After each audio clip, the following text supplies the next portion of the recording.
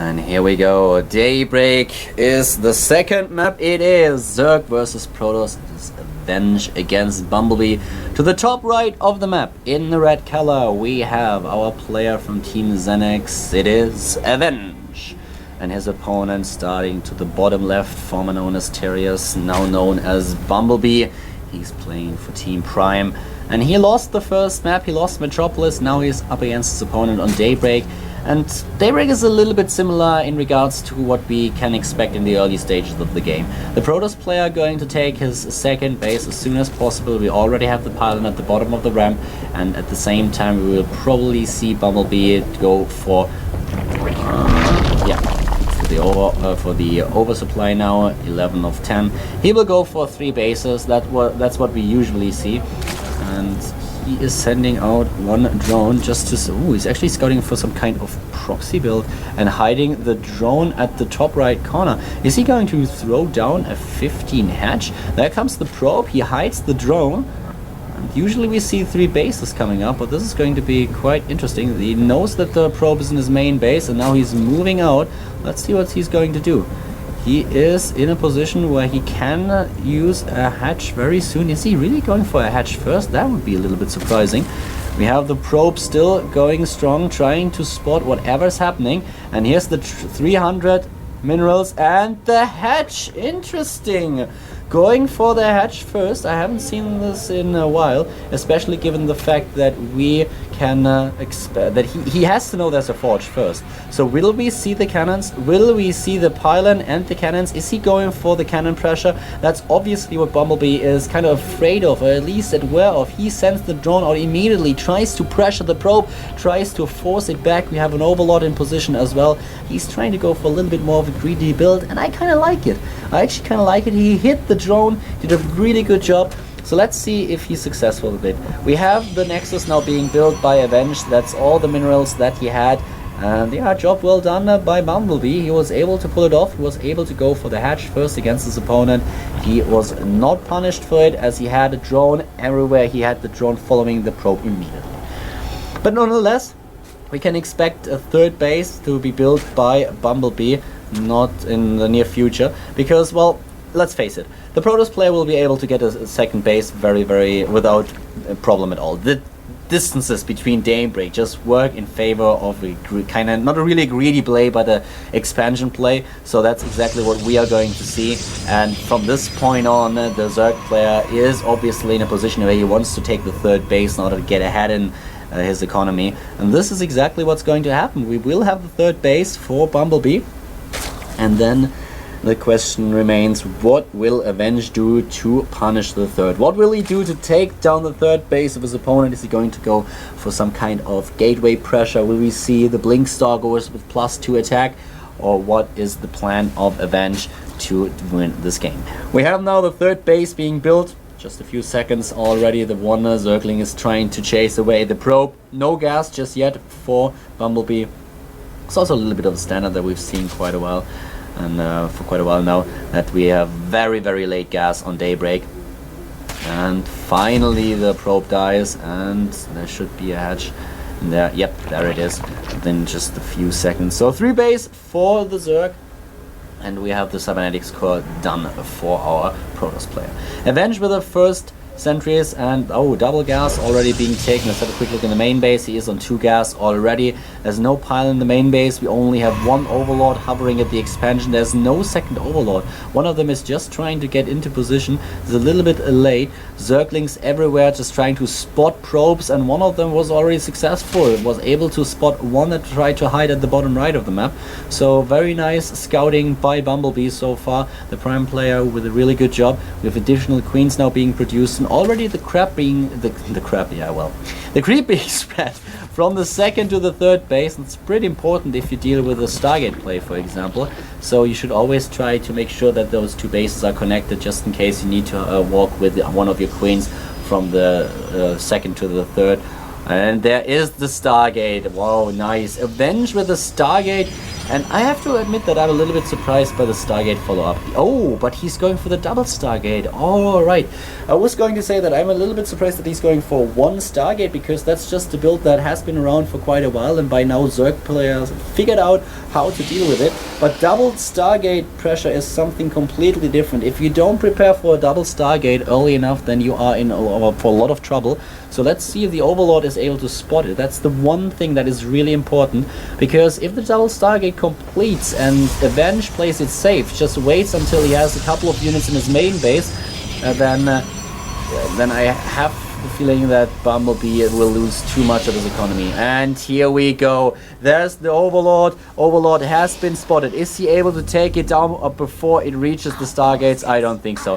He sees the first Stargate, he sees the double Chrono Boost, and he spots the second one as well. So we have already, we already have the Evolution Chamber being built, and I would not be surprised to see the Hydralisk Den as soon as the lair tech finishes.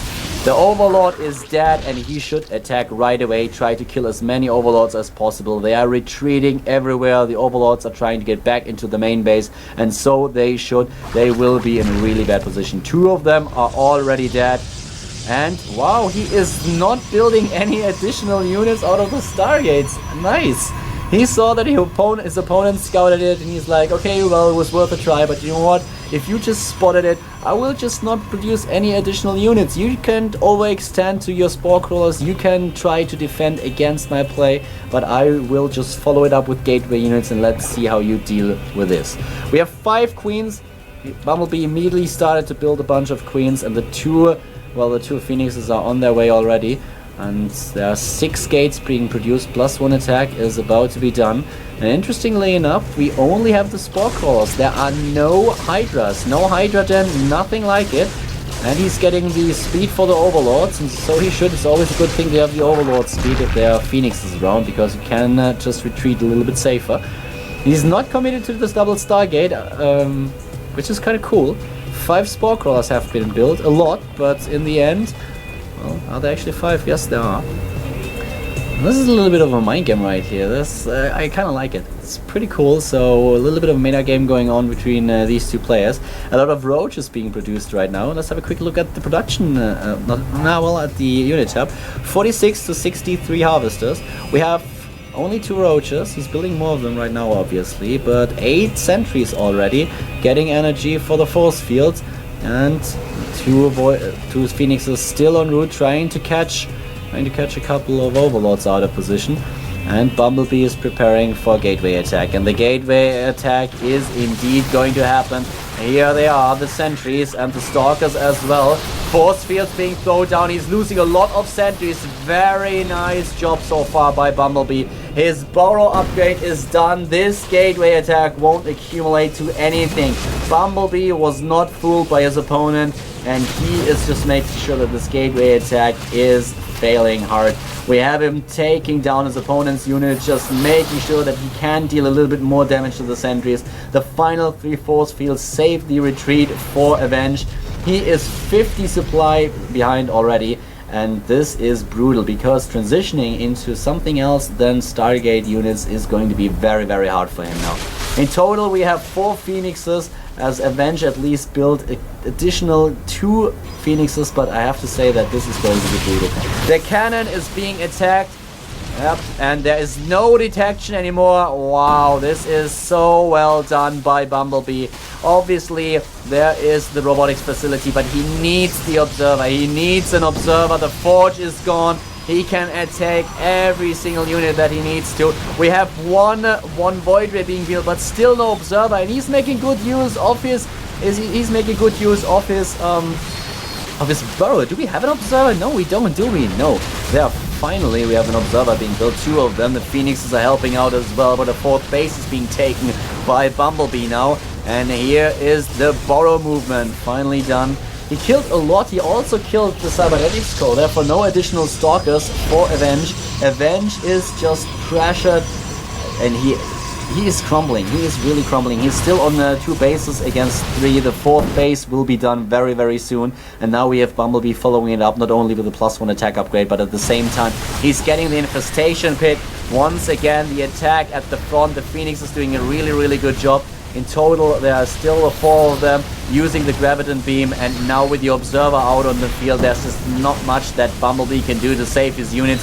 He needs to retreat, he needs to make sure that he is now just trying to get his own tech going, because don't get me wrong, he's in a good position. He's on 4 bases, 50 supply lead, he can get his upgrades, he's getting the Spire now, and he's getting additional harvesters. He's already at 66, will be at 75 in just a few seconds, and 2 base against 3 is obviously something that you are, against 4 that is obviously something that you are really comfortable with if you are facing a Protoss player. So a little bit of a problem for Avenge now, and let's see what he's trying to do. He's building a second robotics.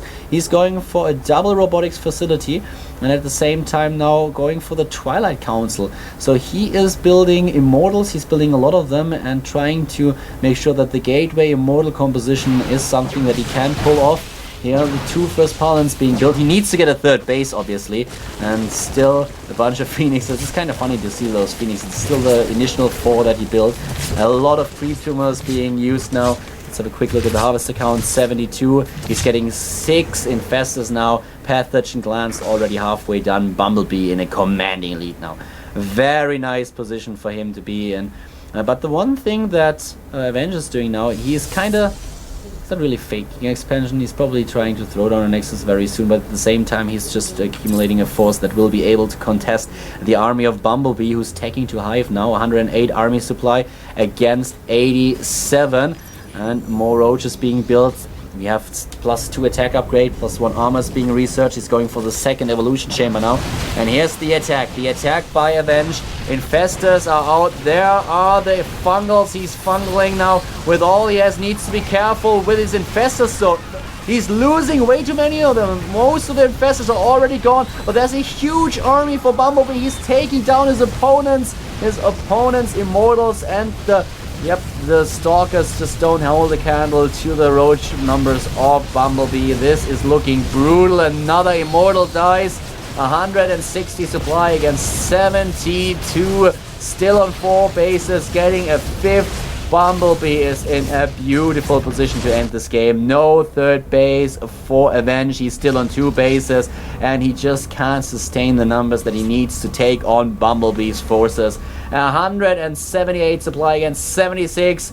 This is curtains, ladies and gentlemen. Those roaches will end the day. 33 already. 8 additional ones are being built. The destructible rocks are dead and gone. There is no possibility anymore to throw down force fields in order to cut the unit. The army of the Zerg in half. There it is. Avenge GG's out of the game. Bumblebee ties the score 1-1, and we will see a 3rd game between those 2 players.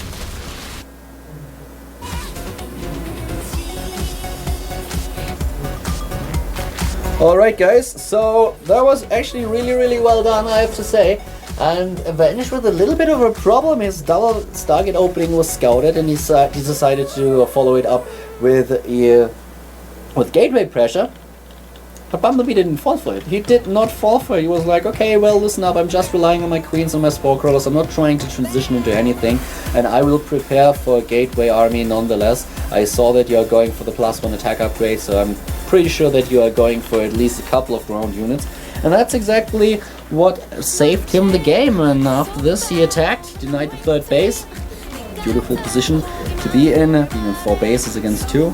Build the 5th in the end, and we are going to see the 3rd game in just a few seconds. So this is going to be the deciding match between Avenge and Bumblebee. Let's get this started. The players are already in the lobby. I think they are not quite sure what we're waiting for, but I think they should be ready in just a few seconds, and then we'll start with the 3rd PvZ match of the day.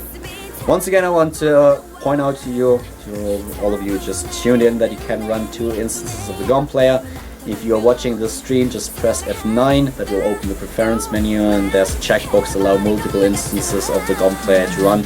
And as soon as you did that, you will be able to run 2 GOM players in order to watch the main stream and the B stream. In the main stream today there's multicasting with Wolf, and well, they have a couple of really good games up there. Foreigners fighting Sen, the last remaining foreigner in Code A. He's up in a ZVZ today, and we have Slayer's Boxer fighting as well. For us, there's going to be a couple of good games coming up later on as well. What we will see after Avenge and against Bumblebee is, amongst other games, Lucky against Tasia. That's going to be a really nice game. Zerg versus Terran. I have to say that I'm pretty excited about the match because I think that those two are evenly matched and we'll probably see another series going all the way. 3 games, so yeah, it would be pretty cool. And the players seem to be ready, so let's get this started! Ladies and gentlemen, the third game, Avenge against Bumblebee, will be up in just a few seconds.